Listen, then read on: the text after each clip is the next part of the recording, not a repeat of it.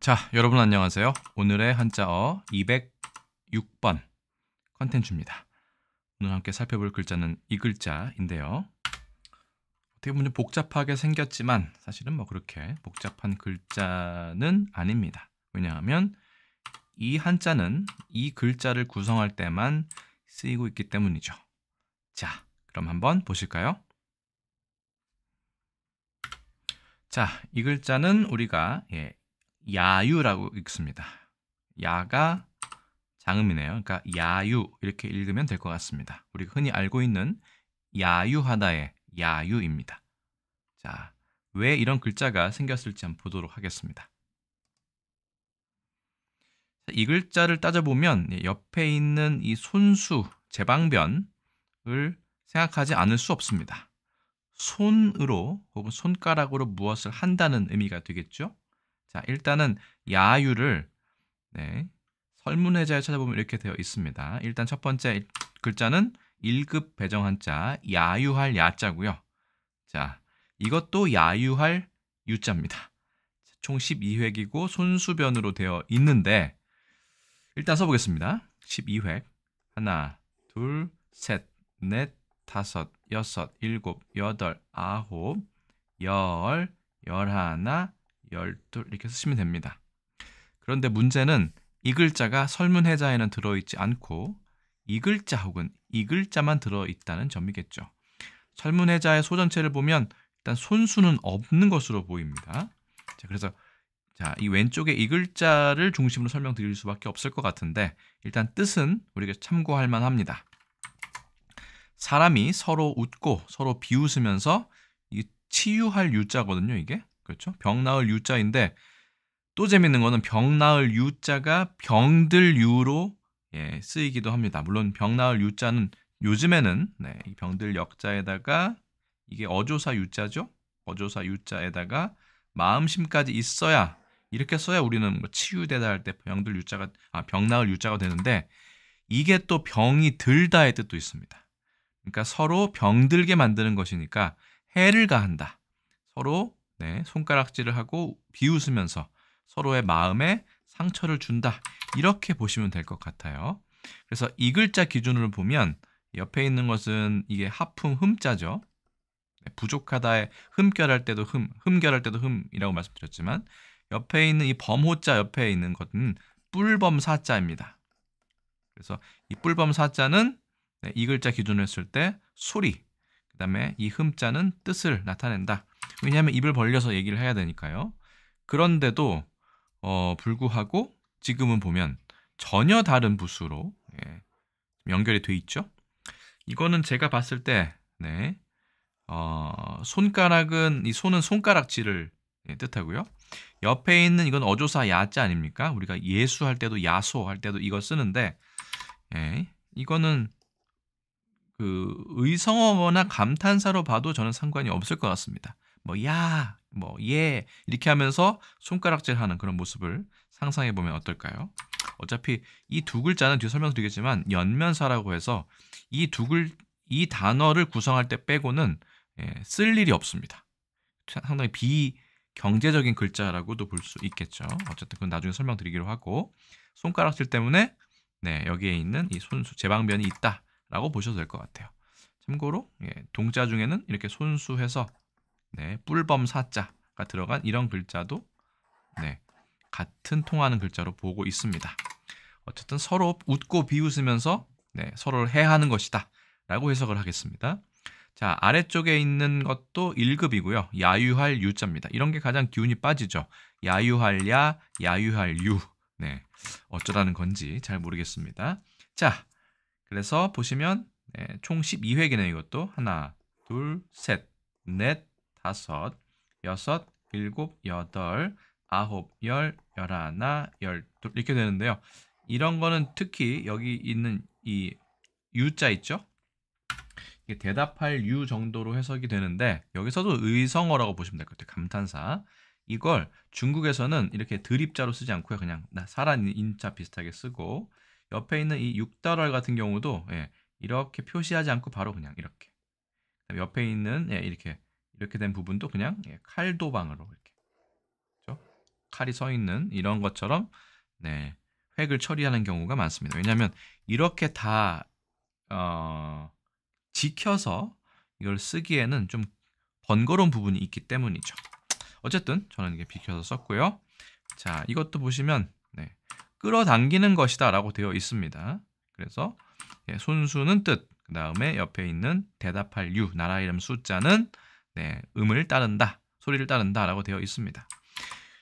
자, 허신의 그 설명 중에는 이 야유할 야자 네, 정도만 참고를 하시면 될 것 같아요. 서로 웃으면서 상대평을 해야 한다라고 보시면 될 것 같고, 결론적으로는 야유는 그냥 야유로 외우는 것이 좀 무치게하게 들리실 수 있겠지만요.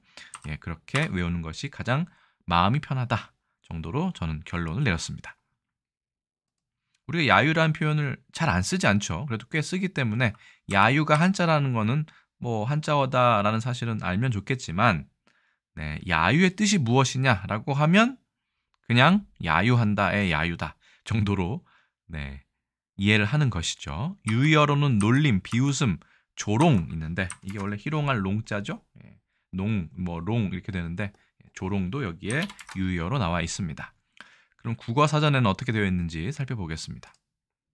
남을 빈정거려 놀림 또는 그런 말이나 몸짓. 그래서 실제로는 그래서 손수가 있어서 손가락질을 하는 것까지 포함을 할 수 있지만 실제로는 뭐 우 하는 이렇게 야유 있죠. 그 소리를 나타냈다라고 보는 것이 좀 더 맞지 않을까 싶습니다. 개인적으로는요. 자, 그래서 손가락질이라는 표현은 없지만 손수가 있기 때문에 이렇게 지목해서 손가락질을 하면서 이렇게 놀린다 라는 쪽으로 해석하면 어떨까요? 그래서 야유를 보내다, 야유를 퍼붓다, 야유가 터져나오다 혹은 야유하다 라는 식으로도 많이 쓰죠. 자, 이 야유에 관해서는 그 예문이 하나 더 있었는데요. 보겠습니다. 황석영의 낙타 눈깔이라는 작품에 행인들 틈에서 누군가가 야유를 던졌다. 그렇죠? 야유하다는 예문으로 나오지 않고 있어요. 자, 두 번째 최인호의 지구인이라는 작품에서는 하루 이틀이 아니고 공연 때마다 비명을 지르는 거위의 목소리를 내는 종세의 대사는 관객들에게 야유를 받기에 이르렀다. 야유 던지다, 야유 받다는 있어도 야유하다는 일단 없습니다. 그렇죠? 근데 우리는 요즘에는 야유하다를 훨씬 더 자주 쓰고 있는 것을 알 수 있죠. 그래서 이 야유에 관해서 조선왕조실록에 보니 원문이 23건이 검색되는 걸 봐서는 아주 예전부터 이 야유라는 표현은 쓰고 있었다라는 걸 알 수 있습니다. 그리고 뉴스에 보시면 1931년 조선일보에 이렇게 돼 있죠. 네, 이태리 지. 이 지라는 거는 뭐 르몽드 지죠. 신문 지상할 때 지인데 신문이죠. 이탈리아의 음역이죠. 이탈리아의 신문에서 미국을 야유라는 제목이 있어서 가져왔습니다. 두 번째 기사는 이겁니다. 가로로 되어 있네요. 1960년 조선일보인데요. 여야, 야유와 이거 뭐죠? 욕설이죠. 욕에 대해서는 금일 한자 시간에 말씀드렸지만 이렇게 농기구, 조개처럼 큰 조개처럼 생긴 농기구를 손으로 들고 하는 농사가 상당히 고되다라고 해석할 수도 있고 그렇죠? 이 농기구를 손으로 들고 땅을 파는 게 상당히 힘들죠. 그러니까 자기도 모르게 욕이 나온다. 라는 설명까지 제가 덧붙인 바가 있습니다. 그래서 욕설, 야유와 욕설이란 표현이 있고요. 아래쪽에 한자 있으니까 또 참고로 그냥 읽어만 보자면 창녕 사건 신파지령설로 그렇죠? 혼란, 홍 의원 반박 발언이 발단 이렇게 되어 있네요. 자, 어쨌든 여기도 야유라는 표현이 나와 있습니다.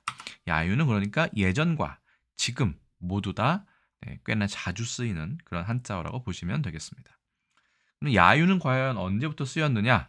중국의 문헌을 참고하지 않을 수가 없습니다. 물론 조선왕조실록에도 있지만 그래서 한어 대사전에서 야유를 찾아보니까 이렇게 되어 있었습니다. 그렇죠? 조소, 비웃어 놀리는 거다. 희롱라는 표현이 있습니다.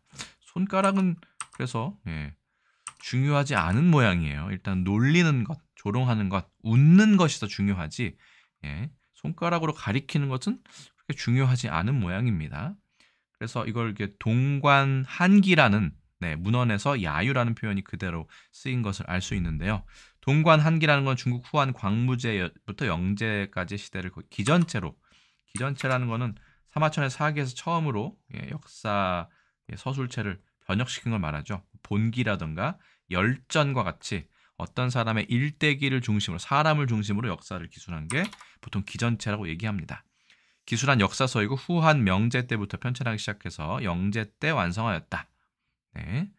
그리고 반고, 우리 그 한서로 저자로 유명한 반고, 유진 등이 편찬했고 여기서의 동관이라는 것은 중국 낙양 남궁의 수사관, 그러니까 역사서를 편찬하는 기관이 있던 건물을 말한다라고 되어 있네요. 그래서 거기에 동관 한기에 왕패전에 보면 이런 게 나온다고 합니다. 그렇죠? 왕패라는 사람의 그 일대기나 그 역사를 기록한 것이죠. 상령이니까 임금이 명령해서 왕패에게, 그렇죠? 시장 입구, 저자 입구에서 사람을 모으라서 가서 사람 모으라고 해서, 그렇죠? 네. 네, 전체 제가 글을 보지는 못했기 때문에 그냥 정확하게 모르겠지만, 그렇게 명령을 하니 장차, 그렇죠? 이 낭이라는 것을 공격, 때리려고 하니까, 그렇죠? 저작거리에 모여 있는 사람들이 모두 크게 웃으며, 여기가 중요해요. 손을 들어서 그를 야유했다라고 되어 있습니다. 그러니까 손을 드는 것이라면 손가락을 가리키는 것을 말하고, 이것은 이제 웃으면서 놀리는 것을 얘기하는 거죠. 그를 야유하였다. 그러니까 이 왕패라는 사람이 참 부끄러워서 부끄러운 마음에 가버렸다, 사라졌다, 도망갔다라는 것인데, 손을 들어 그를 야유한다는 것은 이 야유가 손가락질보다는 그러면 그냥 비웃다, 아니면 그런 소리를 내다, 뭐 우, 와, 뭐 야, 뭐 유, 뭐 이렇게 옛날에 발음은 달랐겠지만요. 그렇게 조롱하는 그런 소리를 나타내는 것이 아닌가 하는 추측이 됩니다. 굳이 안 그랬으면 손을 들어서라는 표현을 하지 않았겠죠. 네, 그렇습니다. 어쨌든 그래서 야유에 대한 정확한 해석은 좀 불가능하지만 대충 그냥 웃으면서 놀리는 쪽에 더욱 중점이 된 그런 표현이 아닐까 싶습니다. 그런데 이 손수, 그렇죠? 제방변이 있다는 것이 좀 특이하죠. 만약에 이걸 소리로 하려고 했다면 입구 같은 것으로 했을지도 모르겠습니다만 그렇지 않다는 것이 좀 특이합니다. 그래서 저는 여전히 이 손수가 있다는 것은 손가락질을 하면서 웃으면서 우라고 비난하다 뭐 정도로 보겠습니다. 그래서 이 야유 같은 경우도 말씀드린 것처럼 이 야유를 구성할 때 빼고는 단독으로 쓰이는 경우는 제가 보지를 못했습니다. 그렇기 때문에 자, 이것을 연면어, 연면자 정도 얘기하는데 대표적인 예가 방불케 하다의 방불, 그다음에 한가롭게 거니는 소요, 그다음에 과일 포도, 광석의 만호, 그다음에 곤충 중에 나비인 호접, 그리고 역시 벌레 중에 하나인 구인, 이건 지렁이를 말합니다. 이런 글자 같은 경우는 다른 곳에서 잘 쓰이지 않는다. 그렇죠? 특히 포도, 만호, 그렇죠? 뭐 호접, 구인, 방불 같은 경우도 그렇죠? 자주 쓰이진 않죠. 단독으로는. 뭐 어떤 거는 쓰이는 것도 있지만요. 그래서 야유 역시 이런 연면어, 연면자에 속한다라고 볼 수 있을 것 같습니다. 그럼 이 야유라는 표현을 한중일 삼국에서는 어떻게 쓸까요? 중국에서는 똑같이 예유라고 발음합니다. 예유. 다 뭔가 의성어 같은 느낌이 들죠. 감탄사나 손가락 조롱하다의 뜻이고요. 장. 자, 그 병음이 좀 잘못됐네요. 여기는 자오시아에서 조소도 뭐 야유에 비슷하게 쓰인다라고 보시면 되겠습니다. 일단 중요한 거는 예유라고 해서 야유가 그대로 쓰인다. 물론 이 유자가 좀 다르게 생기긴 했죠. 아까처럼 이렇게 우리 쓰지 않고 아예 이렇게 쓰기 훨씬 편하게 바꿔버렸다 정도지만 뭐 글자는 같다고 보시면 됩니다. 일본도 있는지 볼까요? 일본에도 한자가 똑같습니다. 발음도 우리랑 똑같습니다. 야유라고 해서 야유 그대로 똑같이 쓴다라고 보시면 될 것 같아요. 그래서 한, 중, 일, 삼국에서 모두 다 쓰고 있는 한자어다라는 걸 알 수 있습니다. 영어는 굳이 의역을 하자면 jeer at이나 heckled 이건 막 킥킥거리면서 웃는 느낌이 좀 들죠. 그다음에 boo라는 거는 뭐 우하는 그런 소리이기 때문에 야유의 어떤 그 의성어나 이런 거를 본다면 heckle이나 booing 같은 경우도 뜻이 좀 통한다고 하겠습니다. 어쨌든 우하는 소리 아니면 손가락질하는 것, 웃는 것, 뭐 이런 것들은 한중일 삼국뿐만 아니라 영어의 어원에도 들어가 있다. 그래서 세계인의 공통적인 비웃음의 어떤 조건을 갖추고 있다라고 할 수 있을 것 같습니다. 여러분의 생각은 어떠신가요? 자, 그래서 오늘의 한자어 206번째 시간에는 야유할 야, 야유할 유라고 해서 그냥 야유할 때만 쓰이는 글자 야유에 대해서 알아보았습니다. 손수 제방변이 있다는 것이 어떤 의미인지 아직도 저는 명확하지 않습니다만 저는 그냥 손가락질을 하면서 웃어서 그 사람 마음을 상하게 하다 뭐 이 정도로 저는 풀이하는 것으로 마무리하겠습니다. 제가 일단 준비한 것은 여기까지고요. 저는 또 다음에 다른 컨텐츠에서 인사드리겠습니다. 여러분 안녕히 계세요.